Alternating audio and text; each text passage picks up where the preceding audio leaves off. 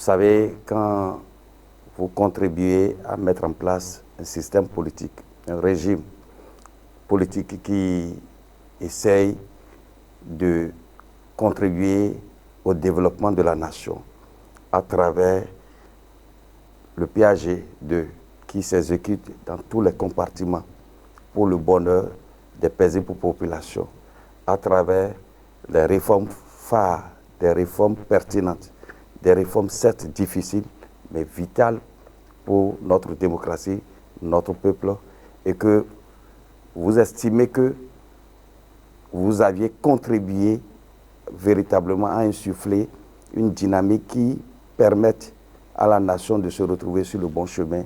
C'est normal que vous preniez un peu de recul, loin des radars, loin des écrans, et continuer le travail souterrain à permettre à ce qui se fait, qui est connu et su par la population, que cela continue perdu dans le temps et dans l'espace.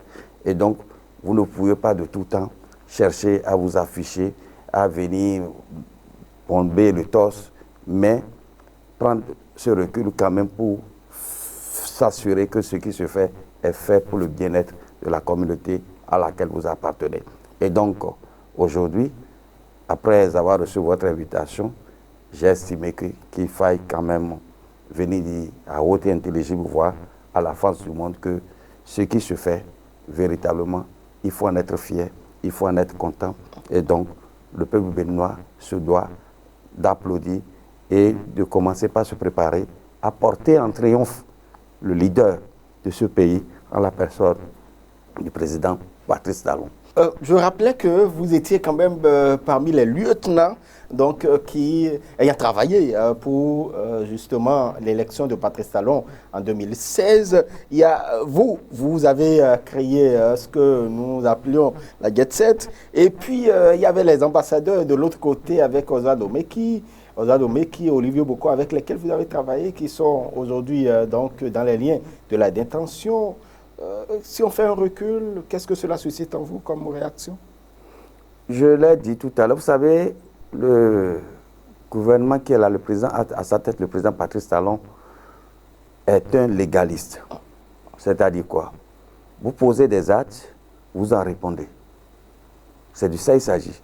Que vous soyez de l'opposition, que vous soyez de la mouvance, notre justice, elle est complètement impartiale. Elle joue convenablement son rôle. Des directeurs, des gens qui ont eu à travailler pour l'avènement du régime de la rupture, ont mis leurs mains dans les caisses de l'État. Ils sont aujourd'hui dans les lieux de détention. Sous un autre régime, ce n'était pas le cas. On essayait de voir le côté politique, on essayait quand même de camoufler, d'enjoliver les choses. Mais depuis le 6 avril 2016, les données ont changé. Vous êtes un leader, vous posez des actes, que vous soyez de la mouvance ou de l'opposition, vous en répondez devant la justice. Vous avez donné le cas de l'ancien ministre des Sports oui. Et de l'homme d'affaires Olivier Boko. C'est pour dire quoi? C'est pour dire que depuis le 6 avril 2016, les choses ont considérablement changé pour le bonheur des populations. Vous n'avez pas un pincement au cœur quand on sait que vous étiez très proche de ces personnes? C'est normal. Vous avez travaillé avec eux. Si on met le côté humain en avant, on peut dire que on peut avoir du remords ou de la... Je ne veux pas parler de la pitié, mais du remords de constater que des camarades avec lesquels nous étions sur le terrain pour contribuer à l'avènement du régime de la rupture se retrouvent aujourd'hui privés de leur liberté. Mais je pense que qui s'y frotte, s'y pique.